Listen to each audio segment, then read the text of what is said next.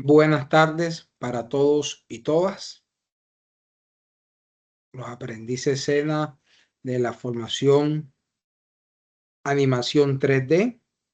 En esta oportunidad me presento Álvaro Alcides Avendaño Medina, abogado de profesión, especialista en Derecho Laboral y Seguridad Social y magíster en Seguridad Social.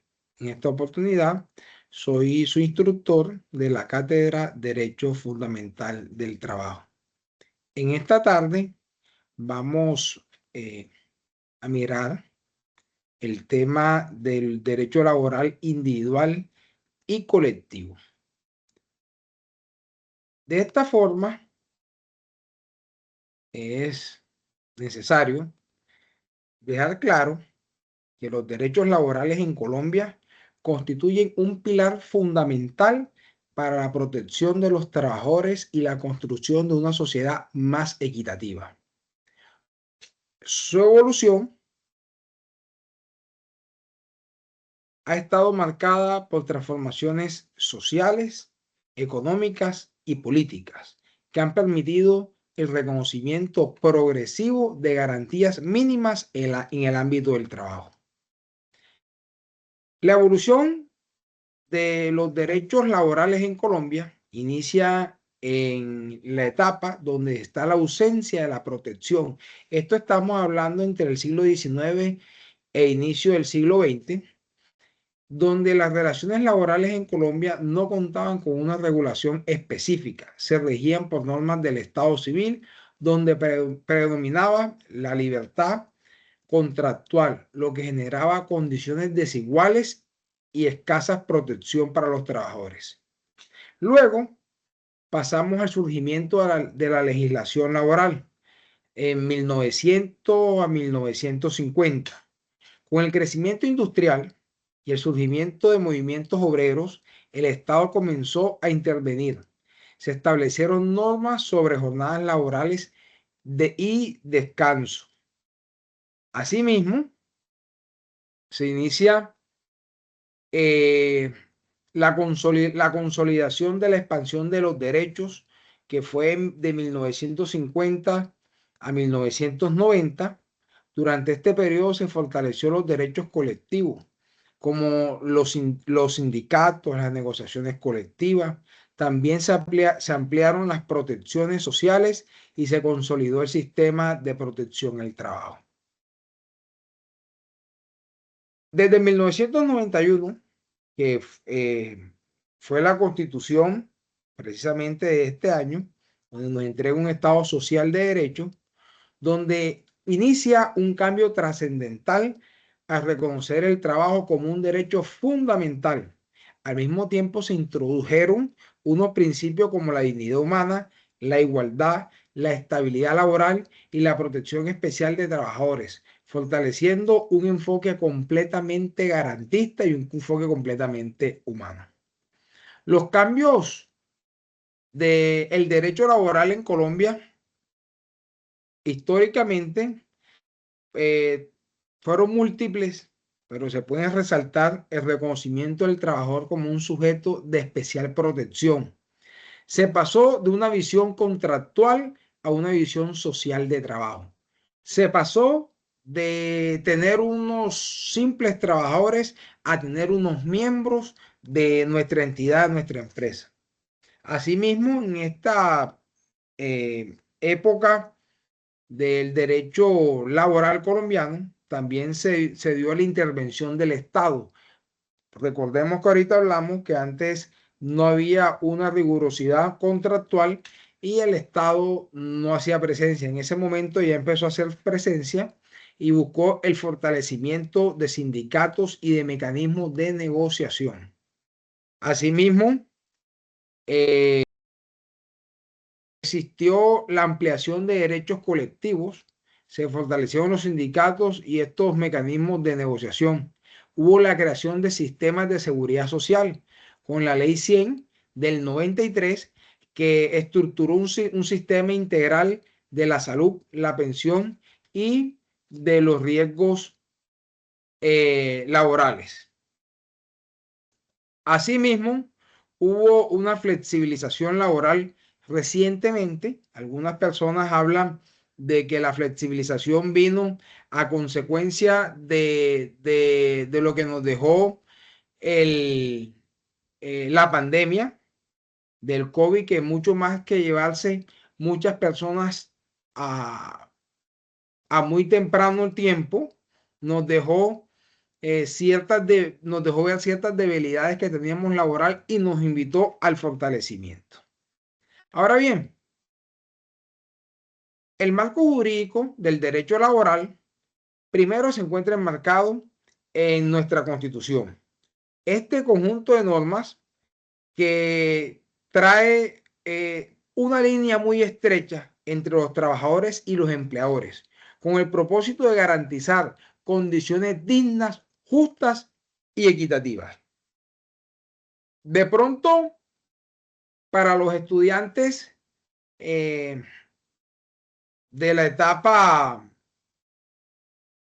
universitaria, de la etapa técnica o tecnológica, los derechos laborales no presentan una gran relevancia e importancia, pero es menester conocerlos porque es nuestra oportunidad de tener y seguir llevando la evolución laboral. Ahora bien, estos derechos son la base principal y se encuentra en la Constitución Política de 1991, la cual establece que el trabajo es un derecho, una obligación social.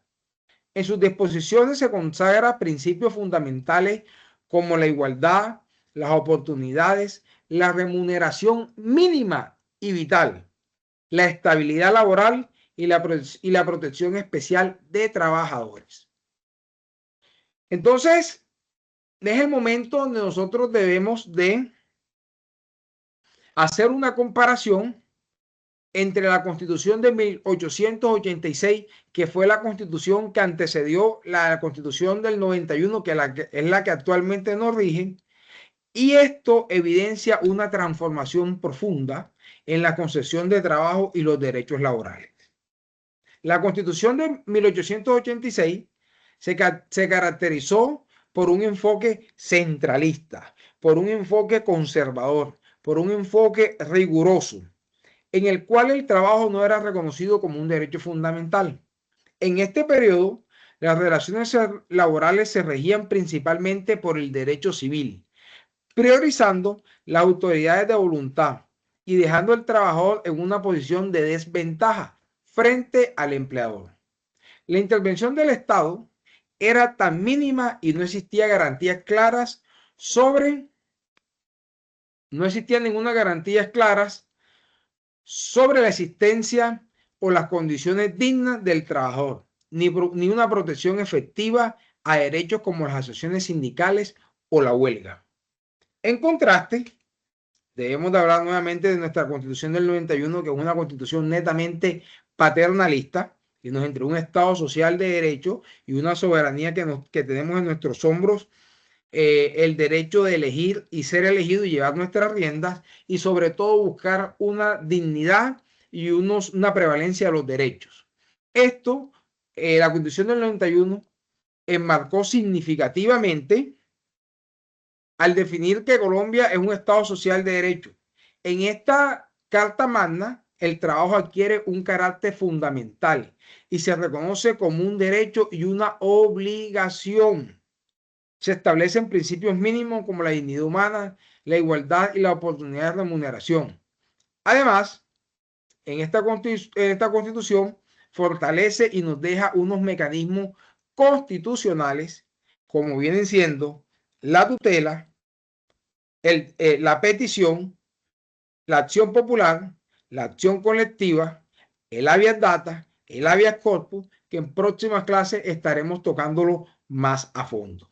Asimismo, la Constitución del 91 nos trae unos mecanismos de participaciones que son distintos a los constitucionales. Desde un segundo plano, el Código Sustantivo del Trabajo regula aspectos esenciales como los contratos laborales, las jornadas de trabajo, el salario, las protecciones sociales y las causales de terminación del contrato. Este código es una herramienta clave para entender cómo se desarrollan las relaciones laborales y prácticas. El Código Sustantivo del Trabajo en Colombia es la norma principal que regula las relaciones laborales entre los empleadores y los trabajadores. En el sector privado fue expedido en 1950 con el objeto de garantizar condiciones justas, equilibradas y dignas en el desarrollo de la actividad laboral. En este código establece los elementos esenciales del contrato de trabajo. Oído y prestémosle mucha atención cuáles son estos elementos esenciales del contrato de trabajo, porque en la actualidad, en todas las etapas laborales, más adelante lo vamos a hablar de que son las diferentes formas del contrato, estos elementos son los esenciales para hacer el reconocimiento de un contrato de trabajo. Llámese solemne o verbal.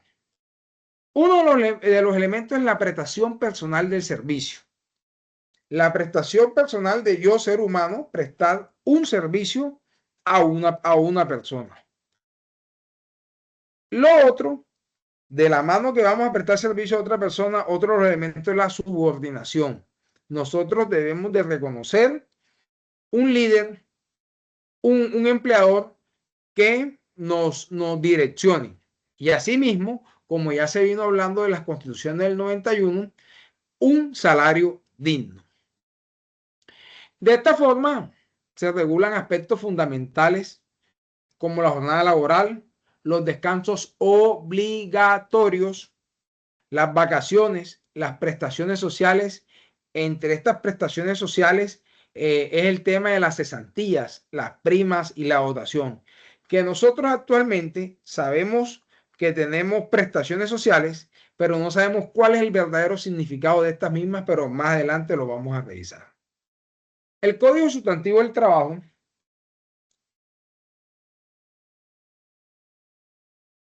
busca equilibrar la relación entre el empleador y el trabajador. El Código Sustantivo del Trabajo sigue la misma directriz que la Constitución de 1991 y es desaparecer ese paradigma que se traía desde la Constitución de 1886, donde el empleador tenía o lo veían como un cargo superior que el trabajador. En esta oportunidad se busca es igualar las armas y equidad.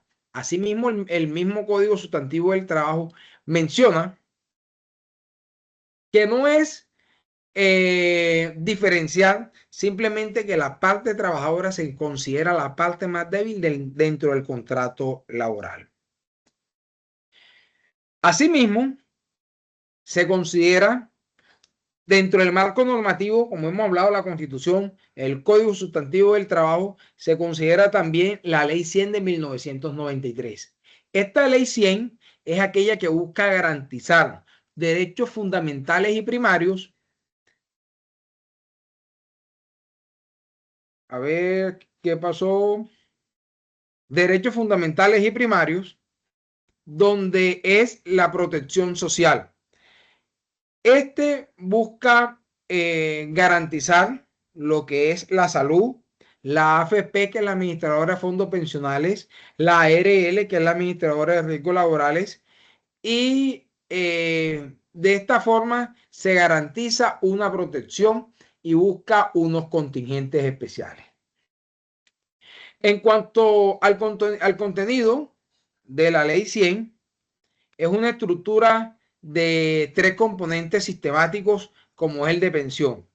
Podemos hablar ahorita que el sistema pensional se encuentra dividido por regímenes.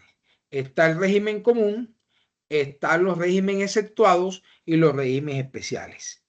Dentro de los regímenes exceptuados se encuentran los docentes y los miembros de la Fuerza Armada Pública. Dentro de los regímenes exceptuados se encuentran el instinto seguro social, que antes era una empresa del Estado, se le denominan régimen especiales.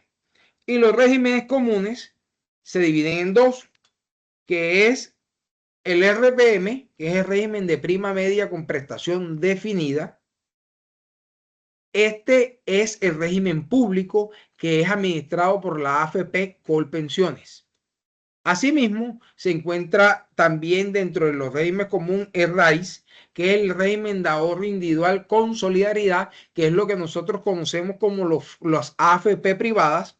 Aquí encontramos como Porvenir, Protecciones, Colfondos y otros más que tienen unas condiciones completamente diferentes para conseguir los tipos de pensiones. Los tipos de pensiones en este régimen común viene siendo la pensión por vejez, la pensión por invalidez, la pensión, la pensión por vejez, la sustitutiva, y dentro del régimen público se encuentra la pensión anticipada y la pensión familiar. Hablemosles aquí a grosso modo cuáles son las características para uno tener derecho a una pensión de vejez. En el RPM, que es el fondo público, necesitamos tener 1.300 semanas cotizadas en toda nuestra historia laboral. Esto equivale a 25 años laborales, continuos o discontinuos. Y 62 años si somos hombres y 57 si somos mujeres. Cabe resaltar que al día de hoy estamos completamente ceñidos a lo que nos define la ley 100, que es lo que le estoy esbozando, pero todos conocemos que viene una reforma pensional que por un error administrativo que tuvieron los congresistas al momento de hacer la reforma, se encuentra suspendida y por eso no se está dando dicha aplicación. Ahora bien, en el RPM, que es el fondo público, también se encuentra la pensión familiar, que no es más que las personas que ya alcanzaron. Cuando digo las personas, vale la pena mencionarle, porque muchas veces la pensión familiar tenemos en nuestra mente que es un hombre y una mujer que sean esposos o compañeros permanentes, pero con la evolución que ha tenido Colombia, ya las parejas homosexuales, los dos hombres y dos mujeres, siempre y cuando logren demostrar que tienen una dependencia mutua y una reciprocidad económica, también pueden tener el derecho por igualdad de la pensión familiar. ¿Cuáles son las condiciones de la pensión familiar? Que los dos ya hayan cumplido la edad necesaria para tener la pensión de vejez. Y la suma de los dos sumen 1.300 semanas y se otorgará una sola pensión. Y existe la pensión anticipada en el RPM. La condición de la pensión anticipada es que la persona que vaya a solicitar la pensión debe de tener 1.300 semanas cotizadas, así no tenga la edad, y por lo menos debe de tener un hijo con pérdida de la capacidad laboral de más del 50 y en su defecto un hijo que tenga unas enfermedades o unas condiciones especiales. Llámese que sea autista, eso lo califican por grados, o llámese que en su momento la persona se encuentre con una enfermedad degenerativa huérfana o permanente. Mientras que en el RAIS, en el ahorro individual con solidaridad, también encontramos la prima por vejez, disculpe, no es la prima, la pensión por vejez, pero aquí no van a pedir las 1.300 semanas, sino, por eso es que escuchamos siempre que dicen las personas que se encuentran en el RAIS se pueden pensionar a la edad que quieran, en el momento que quieran, siempre y cuando en sus aportes individuales logre tener para solventar y sustentar el 110% del salario mínimo legal mensual vigente. En estos momentos, Colombia tiene un salario de 1.750.000 pesos. Ahorita mismo debemos de mirar el promedio de vida, y el promedio de vida está tasado en 75 años para los hombres. Entonces, En mi caso, yo tengo 35 años, para llegar a 75 se necesitan 40 años, entonces 40 años tengo que multiplicarlos por 12, vienen dando, a ver, 50, no, 60, 120, mil y pico, 1.300 aportes pensionales. De esos 1.300 aportes pensionales hay que multiplicarlo por 1.750 y hay que hacer un cálculo actuarial y eso estaría dando alrededor como de 350, 370 millones de pesos. Este régimen del RAIS, de ahorro individual con solidaridad, que es el privado, tiene un tipo de pensión que se llama la pensión mínima. Esta pensión mínima nosotros las vamos a poder conseguir al momento que ya cumplamos los 62 años siendo hombres, los 57 años siendo mujeres y que nuestro dinero no alcance para solventar la pensión de vejez. Entonces se llama pensión mínima porque el Estado colombiano debe de pagar la diferencia de lo que ya usted tenga ahorrado para que usted alcance a una pensión de un salario mínimo legal mensual vigente. Ahora bien, hablando sobre el marco jurídico donde se contemplan los derechos laborales, ya vimos que está la Constitución, el Código Sustantivo del Trabajo, la Ley 100, que es la Ley de la Seguridad Social de 1993, y otro pilar fundamental que viene siendo la ratificación de los convenios de las Organizaciones Internacionales del Trabajo, o la OIT, las cuales fortalecen un derecho como la libertad sindical y la negociación colectiva, teniendo en cuenta que estos convenios internacionales le está dando una prevalencia en la aplicación dentro del territorio. Porque si el Código Sustantivo del Trabajo y la Constitución se aplica solamente dentro del elemento del Estado territorio, cuando son organizaciones internacionales, su mismo nombre lo dice, internacionalmente se está dando las mismas directrices y las mismas reglas de juego. En Colombia se han ratificado fundamentalmente la protección de los derechos laborales y constituyentes referente a las claves para comprender el alcance del derecho laboral en el país. Estos convenios son acuerdos internacionales que establecen estándares mínimos en materia de trabajo dignos, los cuales al ser ratificados pasan a formar parte del marco jurídico de Colombia. Entre los convenios más importantes se encuentran aquellos relacionados con la libertad sindical, la negociación colectiva, la eliminación del trabajo forzoso, la erradicación del trabajo infantil y la no discriminación en el empleo. Cuando hablamos de la no discriminación en el empleo era porque veníamos que las mujeres en otras constituciones de 1886 de la Gran Colombia no tenían las mismas cantidades de derechos que nosotros los hombres y ellas no podían laborar. En estos momentos hemos tenido una evolución en ese campo y gracias a estos convenios internacionales se han buscado la igualdad y no discriminación en el empleo. A la prueba está que en Colombia hemos tenido empleadas mujeres en todos los cargos y en todos los puestos, solamente faltan la presidencia de la República para que se cumpla a un 100% que las mujeres estuvieron laborando en todos estos puestos. Estos instrumentos buscan garantizar las condiciones laborales justas y promover la igualdad, la oportunidad para todos los trabajadores.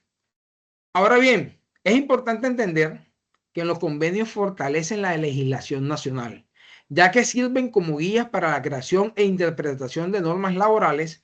Además, hacen parte de un llamado o un bloque de constitucionalidad, porque debemos de tener claro que uno de los principios de la ley es cuando la costumbre es constante, se vuelve ley. En esta oportunidad ya les hice un abrebocas de lo que son los derechos laborales, de la historia, de lo fundamental que son, de su marco jurídico, de su evolución. Entonces, hablemos ahora de los derechos laborales individuales en Colombia.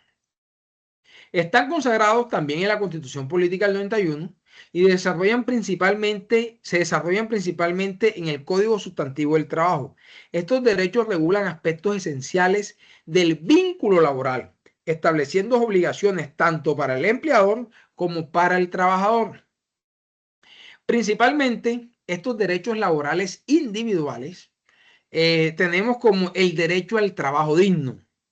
Toda persona tiene derecho a desempeñar una labor en condición que respeten su dignidad, su integridad física y moral. Cuando hablamos de integridad moral, también debemos de entender que dentro de esta moral cabe lo que es la religión, porque es algo cultural. El trabajo digno en Colombia es un pilar fundamental para el desarrollo social y económico del país, ya que garantiza condiciones laborales justas, seguras y respetuosas de la dignidad humana. No se trata únicamente de tener un empleo, sino de que éstas cumplan con las estabilidades mínimas como es una remuneración adecuada, acceso a la seguridad social, estabilidad laboral y un ambiente libre de discriminación. Esto lo podemos ver nosotros reflejados, o le puedo dejar el apunte de que la seguridad social, como es un derecho fundamental, es un derecho inalienable e imprescriptible. Esto quiere decir que si en algún momento ustedes laboraron en el 2000 y ya estamos en el 2036, que es la época donde ustedes se van a pensionar, y su empleador del 2000 al 2004 no realizó los aportes pensionales y ustedes tienen cómo demostrar esa relación laboral, esos derechos no prescriben. Distinto a los derechos como los salarios, sí prescriben. Entonces, en esos momentos, ellos tienen la obligación, por medio de una sentencia o por medio de una conciliación, como lo vamos a mirar ahorita en los derechos colectivos, de realizar sus aportes. Ahora bien, en Colombia, estos derechos están respaldados por la Constitución, que reconocen el trabajo como un derecho y una obligación, pero ello garantiza el trabajo digno, es esencial para construir una sociedad más justa, equitativa y con mayores oportunidades para todos. Ahora les dejo aquí en el tintero un material de estudio fundamental que se llama el contrato psicológico. El contrato psicológico no es más que esa expectativa laboral que nos hacemos mentalmente en el momento que nos llaman y nos dicen, mira Luis, ven, te vamos a contratar, y nosotros enseguida hacemos la expectativa que nos va a mejorar financieramente, económicamente, nos va a mejorar psicológicamente, físicamente, familiarmente, y al momento que llegamos firmamos el contrato sin ni siquiera leer cuáles son nuestros objetos, ni siquiera ver cuánto nos vamos a ganar y cuál va a ser nuestro ambiente laboral. Y al momento de estar laborando, en el momento de la ejecución, es cosa distinta. Y esto ocasiona que tengamos una reducción en nuestra producción laboral. En países como Suecia y otros países desarrollados, estos contratos psicológicos ya se encuentran debidamente solemnizados. Ahora bien, otro aspecto fundamental del derecho individual laboral en Colombia es el salario. El trabajador debe recibir una remuneración justa, oportuna y suficiente, que no puede ser inferior al salario mínimo legal mensual vigente. No puede ser inferior a 1.750.000 pesos, que es el salario mínimo, más el subsidio de transporte. El salario en Colombia es un elemento esencial en la relación laboral, ya que representa la retribución que recibe el trabajador por su labor y constituye principalmente para satisfacer sus necesidades y la de su familia. Su importancia radica en que garantiza condiciones de vida digna, contribuye a la estabilidad económica y materializa el principio de justicia social en el trabajo. En cuanto a sus clases, el salario puede ser ordinario, cuando corresponde a una remuneración básica. ¿Qué es una remuneración básica? En el momento que usted trabajador le dice, y usted trabajará para un pago mensualmente de 2.300.000 pesos. ¿Cuánto? Las 8 horas mínimas ordinarias. Listo. Pero también existe una remuneración extraordinaria. Cuando el trabajador dice, usted trabajará mensualmente por una remuneración de base de 2 millones de pesos. Y también tendrá derecho a comisiones por porcentaje, y estas comisiones son variantes, y también tendrá derecho por allá a un subsidio que consiguieron un acuerdo sindical, que lo vamos a ver más adelante. Esto es variable y como es variable se considera una remuneración extraordinaria. Estas remuneraciones extraordinarias, como les dije ahorita, es lo que incluye pagos adicionales como horas extras, salario integral. ¿Qué es salario integral? Un salario integral es cuando la persona está recibiendo 10 veces lo que corresponde a un salario mínimo legal mensual vigente. 10 veces a lo que corresponde a un salario mínimo legal mensual vigente. Quiere decir que coges 1.750.000, lo multiplicas por 10 y te viene dando 17.500.000 pesos. Este salario integral lo vemos nosotros en Colombia, no es muy común, pero se ve en las grandes minas, en las carboneras, en Drummond Multinacional, en el Cerrejón, en CNR, que ellos le entregan a los trabajadores el pago de un salario integral. Esto constituye a que mensualmente le están haciendo la liquidación a ese trabajador. A él le pagan su salario integral y a él le corresponde pagar el tema de su seguridad social, el tema de sus aportes a cesantía, el tema de sus ahorros individuales. Ahora bien, este tema muchas veces causa que lo confundamos con una OPS. ¿Por qué? Porque la OPS también le corresponde al empleado hacer el pago de su seguridad social. Pero cuando es salario integral, el empleador te hace el pago para que usted haga el pago de su seguridad social. Mientras que es una OPS, es un contrato civil, más no te hacen el pago para que usted haga la seguridad social, sino que usted debe hacer el pago de su seguridad social antes y posterior a ese meter una cuenta de cobro y luego a eso que usted le van a hacer su derecho a su remuneración. Ahora bien, en los derechos individuales tenemos otro aspecto fundamental que se encuentra tipificado en el Código Sustantivo del Trabajo y es el derecho a la jornada laboral y descanso. Oído a este tema. ¿Por qué ha oído este tema?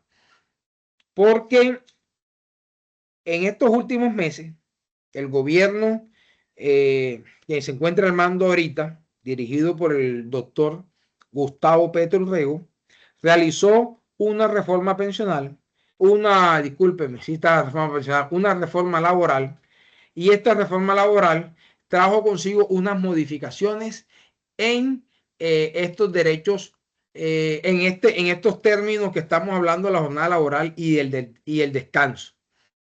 ¿Cómo así? Ya lo vamos a ver. Se establecen unos límites en la jornada laboral. En Colombia, la jornada laboral y el pago de horas extras está regulado para proteger al trabajador y garantizar una remuneración justa. Las jornadas ordinarias máximas, por regla general, es de 8 horas diarias y 48 horas semanales. Ojo, hay unos ajustes recientemente que han reducido progresivamente este límite mensual, este límite semanal, distribuido según el acuerdo entre el empleador y el trabajador. O sea, que ya no va a ser semanal 48 horas, sino que vienen reduciéndose de una forma progresiva, disminuyéndose, buscando la protección del trabajador. Ahora bien, las horas extras son aquellas que elaboramos por fuera de las jornadas ordinarias y deben pagarse con recargos adicionales. Las horas extras diurnas se consideran horas extras diurnas cuando son de 6 de la mañana a 9 de la noche. Antes llegaba a 10 de la noche y esto se pagará con un recargo del 25% sobre el valor de la hora ordinaria. La hora extra nocturna, que va de 9 de la noche a 6 de la mañana, tiene un recargo del 75%. Además, el trabajador nocturno ordinario tiene un recargo de 35%. ¿Cómo así? Sencillo. Si nosotros tenemos un contrato donde tomamos turno a las 4 de la mañana, 5, 6, 7, 8, 9, 10, 11, 12, soltamos a las 12 del día, son 8 horas ordinarias, pero hay que dejar claro que de las horas de 4 a 5 y de 5 a 6 son 2 horas que por ese simple derecho no se le llaman horas extras, pero tienen un recargo por estar en un ordinario nocturno del 35%. Viceversa también se hace cuando se entran a las 6 de la tarde y se sale 7, 8, 9, 10, 11, 12, 1 y 2 de la mañana. Entonces, ¿qué pasa? Estas son 8 horas ordinarias.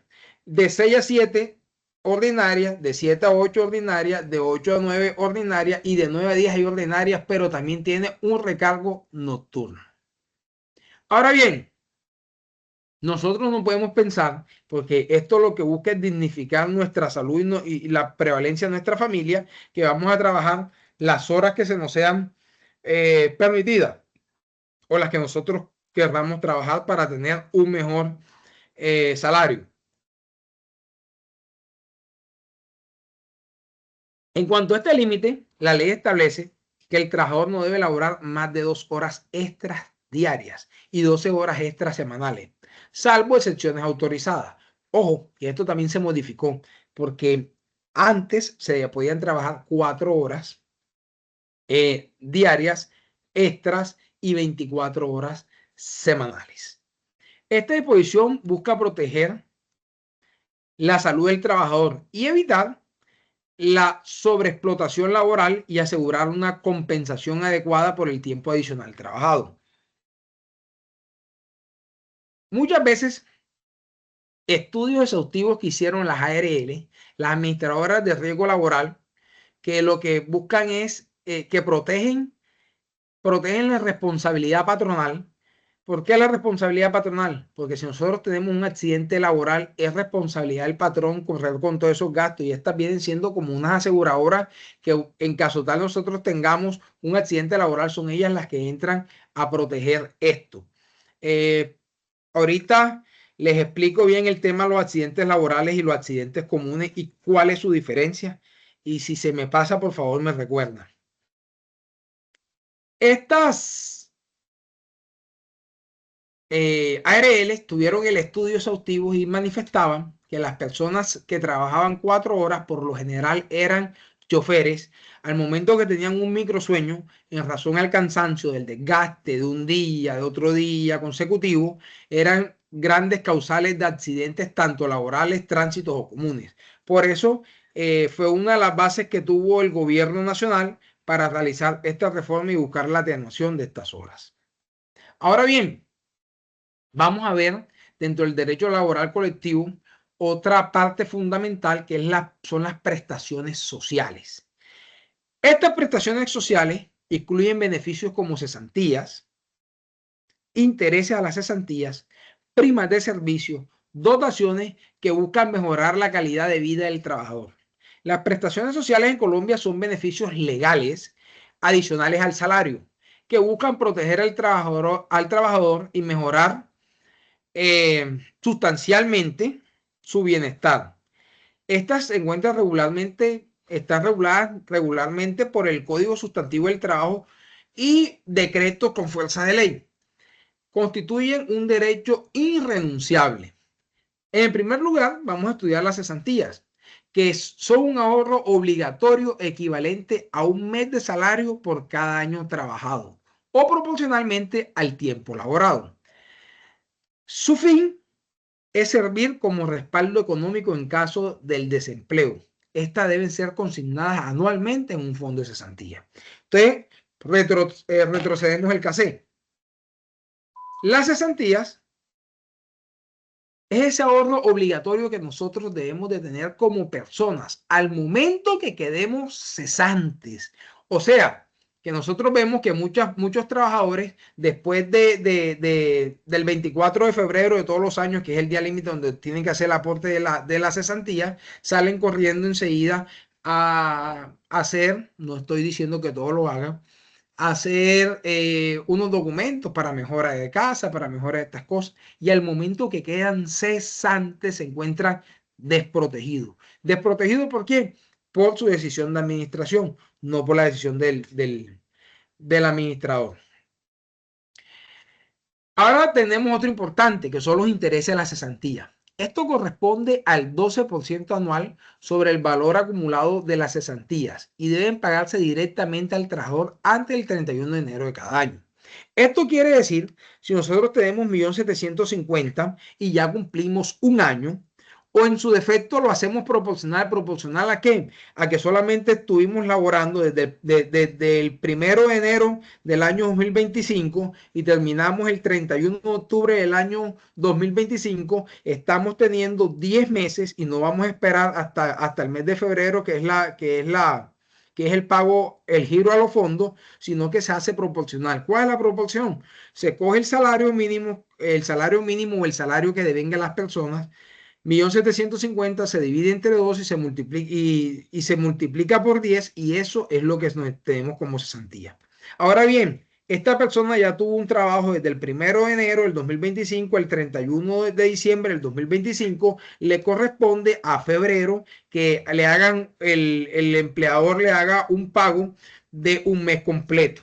Entonces, el interés de la cesantía viene siendo el 12% de este mes completo. Si usted no saca la cesantía, sino que la deja ahí al año siguiente, entonces no se da el 12% de lo que le hizo el aporte el empleador, sino el 12% de lo que usted tiene en su bolsa.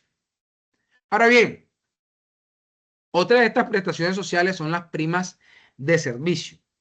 Estas primas de servicio consisten en el pago de un salario mensual por año trabajado, divididos en dos pagos, uno en junio y otro en diciembre. Representan una participación del trabajo en las utilidades de la empresa. Esto hay que resaltarlo, fue conseguido al momento que los derechos colectivos tuvieron esa injerencia en Colombia. Ahora bien, hablemos dentro de las prestaciones de las vacaciones, que les corresponde a 15 días hábiles de descanso remunerado. Por eso es que la gente dice, ¿cuántos días de vacaciones? No, un mes, no, son 15 días hábiles que en calendario, días calendario, se va a casi un mes. Y son remunerados. Cabe resaltar que nosotros podemos, en conversación con nuestro empleador, podemos dejar las vacaciones. ¿Cuántas vacaciones podemos dejar aplazadas? Máximo 3 vacaciones. Después de 3 vacaciones ya no se pueden aplazar más. Bueno, otra de las importantes son las dotaciones.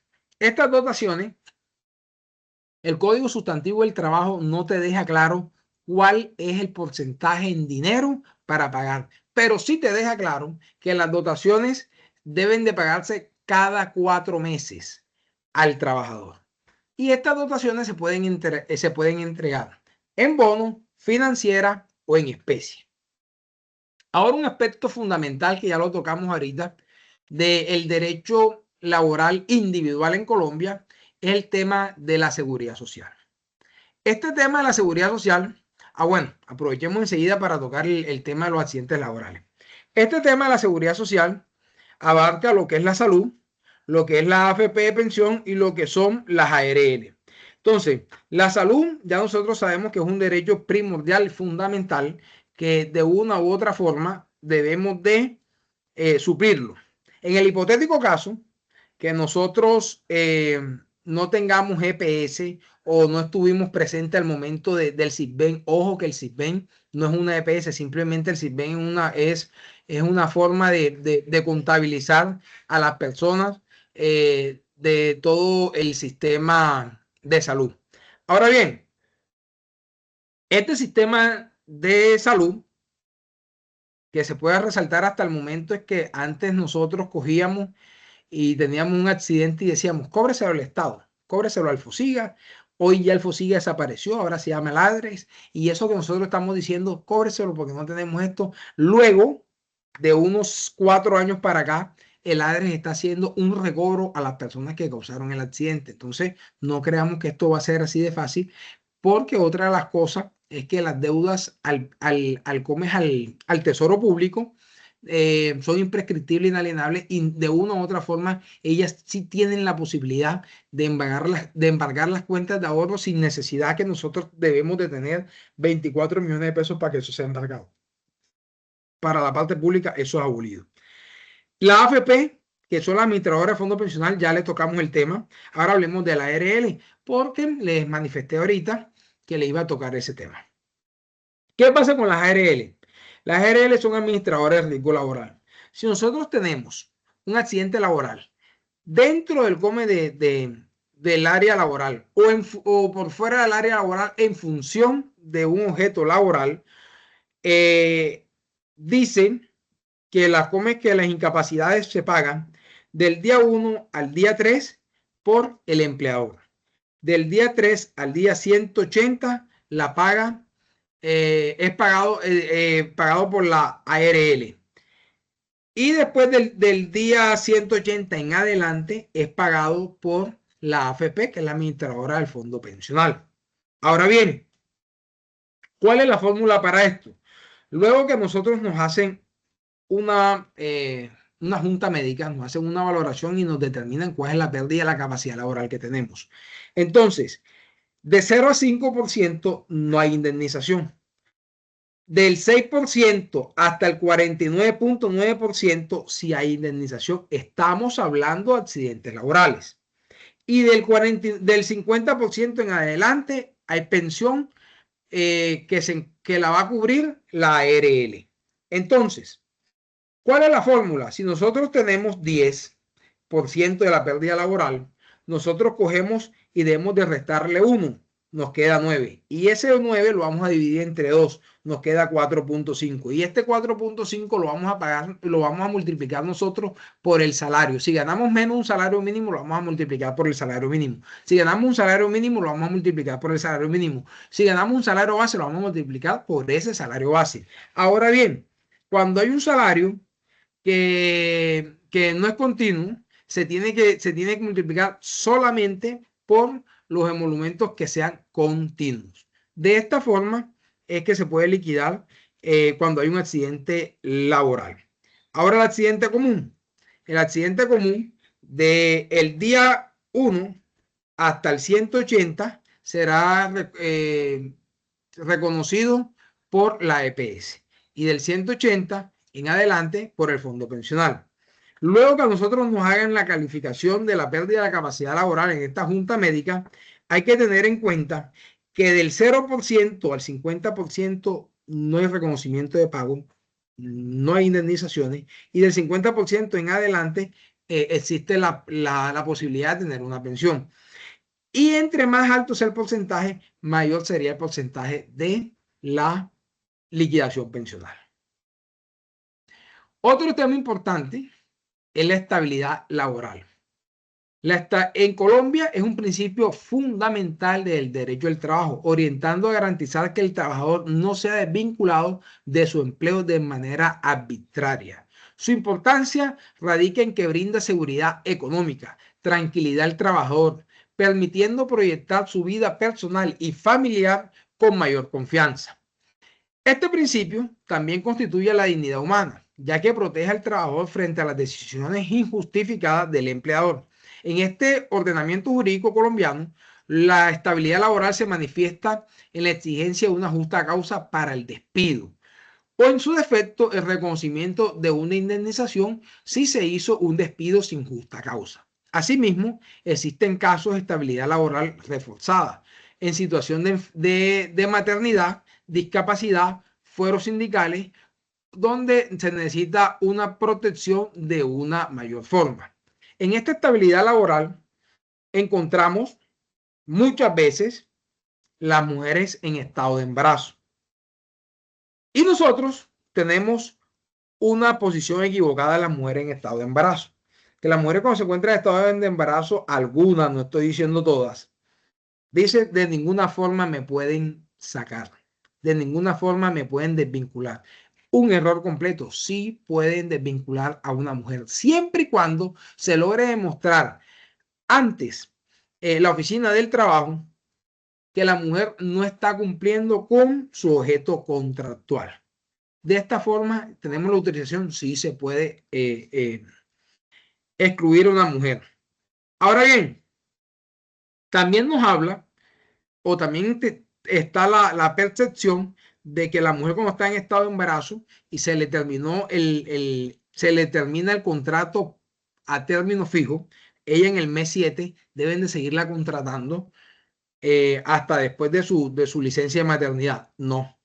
La ley es clara, la ley es clara y la comes y la sentencia te dicen así.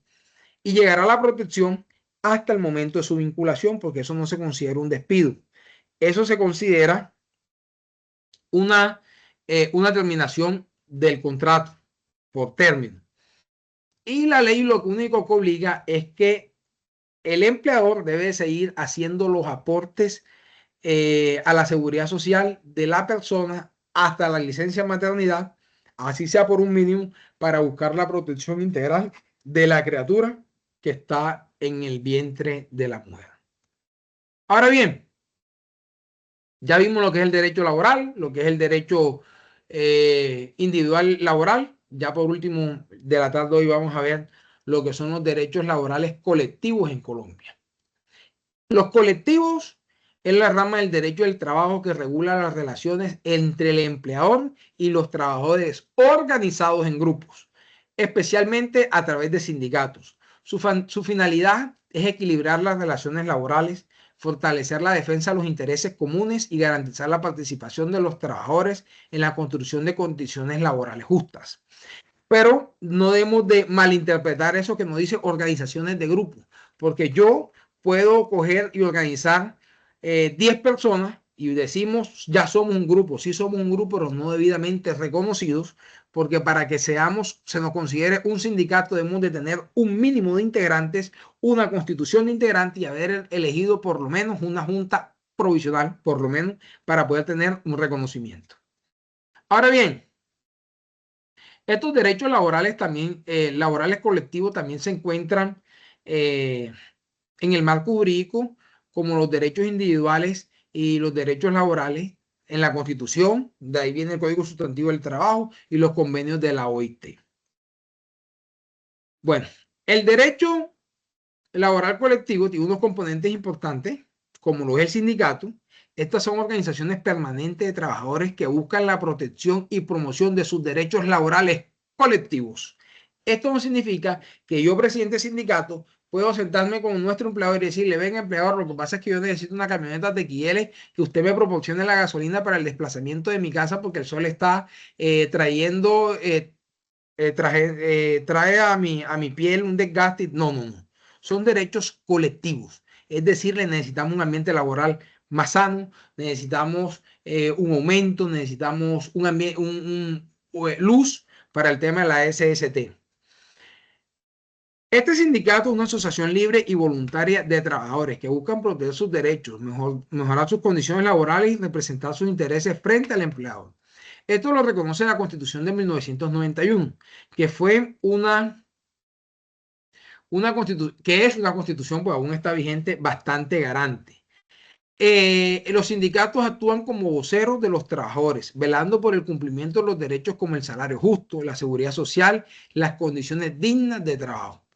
Buscan un fortalecimiento en la negociación colectiva, A través de los sindicatos, los trabajadores pueden negociar en igualdad de condiciones con el empleador, logrando acuerdos que mejoren sus beneficios laborales mediante convenciones colectivas. ¿Y qué son las convenciones colectivas? Eso también se encuentra regulado en el Código Sustantivo del Trabajo y se encuentra regulado en muchos decretos. Es en el momento que los sindicatos, iniciando el año, presentan un pliego de peticiones al empleador y luego sostienen una reunión para mirar la viabilidad de este pliego de peticiones. Y una vez esto se dé por convenciones colectivas, será un derecho aparte que le nace por medio del sindicato que van a recibir todos los trabajadores, indistintamente que sean miembros del sindicato o no sean miembros del sindicato, porque los sindicatos representan a la masa de personas que se encuentran en el mismo objeto laboral. Ahora bien, esto busca una participación democrática y laboral. Fomentan la participación activa de los trabajadores en decisiones que afectan su entorno laboral, fortaleciendo la democracia dentro de las organizaciones. Esto se protege frente a los abusos de las diferentes personas. Ahora bien, viene otro componente especial, que es la negociación colectiva, que ya les hablé someramente, que estas negociaciones colectivas tienen cierta formalidad y cierta rigurosidad contempladas en los decretos y en el Código Sustantivo del Trabajo.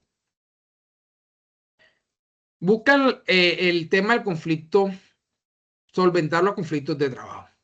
Otro elemento del derecho colectivo es el derecho a la huelga. La huelga no es decir, hoy no tengo ganas de trabajar, voy a salir a hacer una huelga. No es decir, ya hoy no quiero hacer nada, voy a salir a hacer una vuelta, porque esto tiene sus pasos de aplicación. Y la huelga no es más que la suspensión temporal del trabajo por parte de los trabajadores como mecanismo de presión legítimo para la defensa de sus derechos regulados por ley. La huelga en Colombia es un derecho fundamental de los trabajadores mediante el cual suspenden de manera temporal la defensa de sus derechos, regulando, regulando sus intereses económicos y sociales. Estos derechos están reconocidos por la Constitución del 91 y están regulados por el Código Sustantivo del Trabajo. La huelga se presenta generalmente en el marco de un conflicto colectivo, cuando se logra un acuerdo entre trabajadores y empleadores durante la negociación colectiva. Para su legalidad debe cumplirse ciertos criterios, como es ser aprobada por la mayoría de los trabajadores involucrados y desarrollarse de forma pacífica. Además, no está permitida que en servidores públicos esenciales, donde su ejercicio puede afectar derechos fundamentales de la comunidad. Ahí estamos hablando de servidores públicos como los galenos, que se encuentran en los hospitales que tienen la dependencia de urgencia, porque la suspensión de sus labores afectaría por completo los derechos fundamentales, como es el de la salud en conexidad con la vida de la comunidad. Uno de los aspectos más importantes de la huelga se destaca su papel como un mecanismo de precisión.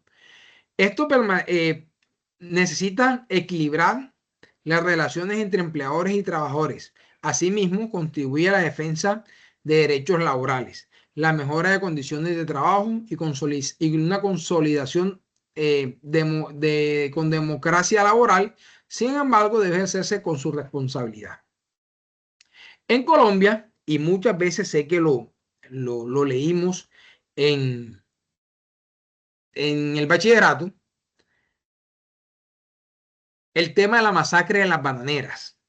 La masacre de las bananeras, para ambientizarlo, constituyó un hecho más significativo en la historia social y laboral del país, específicamente en la configuración del derecho laboral colectivo. De aquí hacia adelante es cuando Colombia tiene una protección especial en el derecho laboral colectivo. Este acontecimiento ocurrió en el contexto de una huelga de trabajadores de la Union Fruit Company en la región de Ciénaga Magdalena, quien exigían mejores condiciones laborales, como el reconocimiento de contratos formales pagos justos y eliminar muchos intermediarios. Quiere decir desde que en ese momento todavía existía desde ya la tercerización. La respuesta del Estado fue una expresión violenta contra los trabajadores, lo que evidenció la ausencia de garantías para el ejercicio de los derechos colectivos como la huelga y la asociación sindical. Este hecho marcó un punto de inflexión en las conciencias nacional sobre la necesidad de regular las relaciones laborales y proteger a los trabajadores frente al poder empresarial. A partir de este suceso, se fortalecieron los movimientos sindicales, se generó presión social para la creación de normas laborales más justas en decadencias posteriores. Esto contribuyó al reconocimiento de derechos como la negociación colectiva, la libertad sindical y la regulación de conflictos laborales. La masacre de las bananeras dejó una huella profunda en la construcción laboral del derecho colectivo en Colombia al demostrar las consecuencias de la protección jurídica. Su legado se refleja en el desarrollo de un marco normativo que busca garantizar la dignidad del trabajador y evitar repetir abusos similares. De esta forma, hemos terminado el tema para el día de hoy y nosotros vamos a quedar en el compromiso de desarrollar la evidencia GA9-210201501-AA2EV04, una infografía sobre la huelga. Esto nos indica que debemos realizar la lectura del componente formativo respetado a las organizaciones sindicales, incluyendo los videos y documentos anexos. A su vez, en los documentos del programa se encuentran el archivo de construcción de la infografía, donde se describe cada uno de los pasos y aspectos fundamentales para su construcción. Esta debe dar respuesta a las siguientes preguntas. Primero, ¿qué es el derecho a la huelga? Segundo, ¿cuáles son las condiciones para el ejercicio del derecho a la huelga?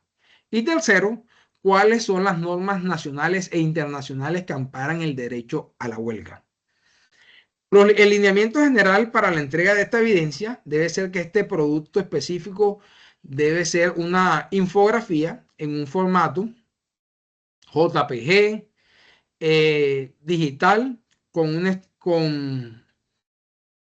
una extensión mínimo de una hoja y máximo 2 hojas.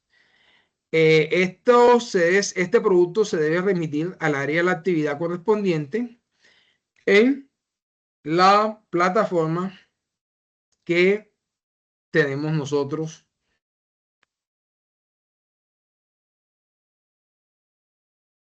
en la plataforma